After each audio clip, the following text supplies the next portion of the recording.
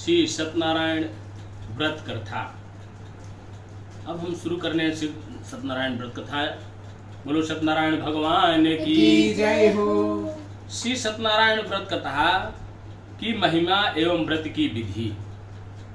एकदा नौमिषारण्ये ऋषयः शौनकादयः प्रपक्षुर्मुनयः सर्वे सन्तो पौराणिकम खलु।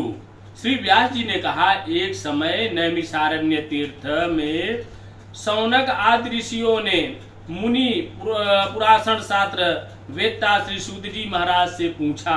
क्या पूछा? ऋषि ऊचु व्रतेन तपसा किं वा प्राप्ते वांछितं फलं तत्सर्वं श्रोतुमिच्छामहं कथयस्य महामुने। ऋषियों ने कहा, महामुने, किस व्रत अथवा तपस्या के मनोवांछित फल प्राप्त होता है उसे हम सब सुनना चाहते हैं, आप कहें। सूत उवाच नारदेनैव संपृष्टो भगवान् कमलापतिः सुरर्षये यथैवाहत शृणुध्वं ततमाहिताः।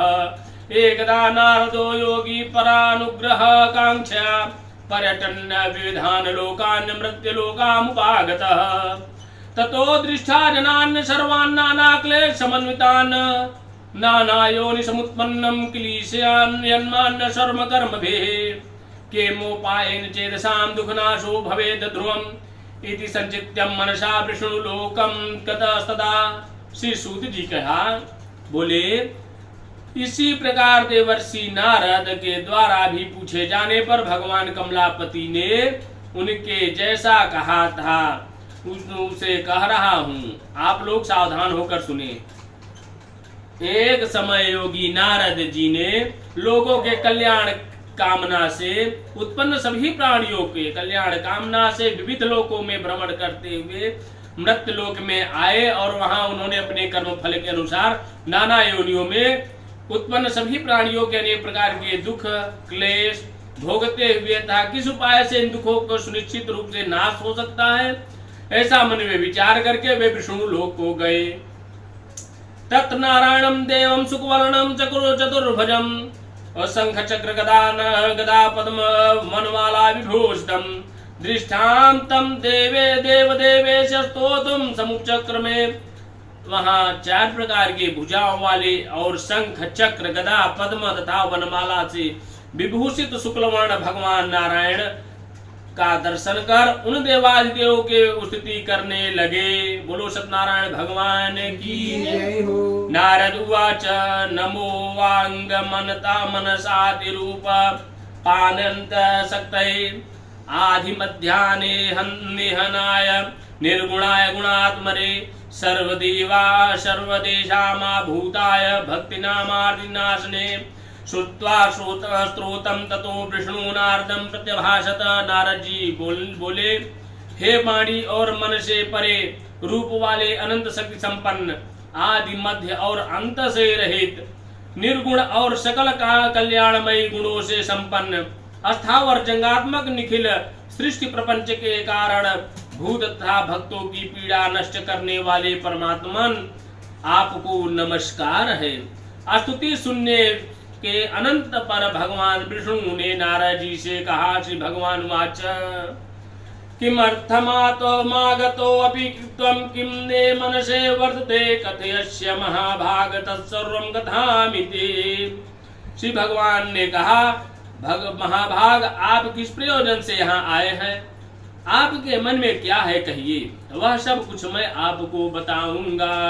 श्री नारद उवाच मृत्युलोके जना सर्वे नाना क्लेश समन्विताः नानायोत समुत्पन्नाः पृच्छते कर्म पाप कर्मभिः तत्कथं समयेन्नाथ लघुपायेन तदुद श्रोतुमिच्छां तत्सर्वं कृपास्ति यदि ते मयि। नारद जी बोले, भगवान मृत्युलोक में अपने पाप कर्मों के द्वारा विभिन्न योनियों में उत्पन्न सभी लोग बहुत प्रकार के क्लेश से दुखी हो रहे हैं। हे नाथ, किस लघु उपाय से उनके कष्टों का निवारण हो सकेगा? यदि आपकी मेरे ऊपर कृपा हो तो मैं सुनना चाहता हूँ, उसे बताए। श्री भगवान वाच साधु पृष्ठं त्वया वत्स्य लोकानुग्रह कांक्षया यत्कृत्वा मुच्यते मोहात् शृणुष्व वदामि ते व्रतमस्ति महापुण्यम स्वर्गे मृत्ये च दुर्लभम तव स्नेहामन्या वत्स प्रकाश क्रियते अधुना सत्यनारायणस्य व्रतं सम्यग्धानतः कृत्वा सद्य सुखं भुक्त्वा परत्र मोक्षमाप्नुयात् तच्छ्रुत्वा भगवद्वाक्यं नारदो मुनिरब्रवीत।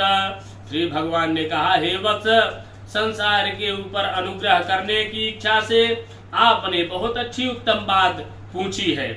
जिस व्रत के करने से प्राणी मोह से मुक्त हो जाता है उसे आपको बताता हूं, सुने। हे वत्स, स्वर्ग और मृत्यु लोक दुर्लभ भगवान सत्यनारायण का एक महान पुण्यप्रद व्रत है। आपके स्नेह के कारण इस समय मैं उसे कह रहा हूँ। अच्छी प्रकार विधि विधान से भगवान सत्यनारायण का व्रत करके मनुष्य शीघ्र ही सुख प्राप्त करके परलोक में मोक्ष प्राप्त कर सकता है। भगवान की ऐसी वाणी सुनकर नारद मुनि ने कहा, नारद उवाच किं तत्सर्वं विस्तराद ब्रूहितदा कार्यं वरदं प्रभु। नारद जी बोले, प्रभु, किस व्रत करने का फल क्या है, इसका विधान क्या है, इस व्रत को किसने किया और इसे कब करना चाहिए, यह सब विस्तार पूर्वक बतलाइए।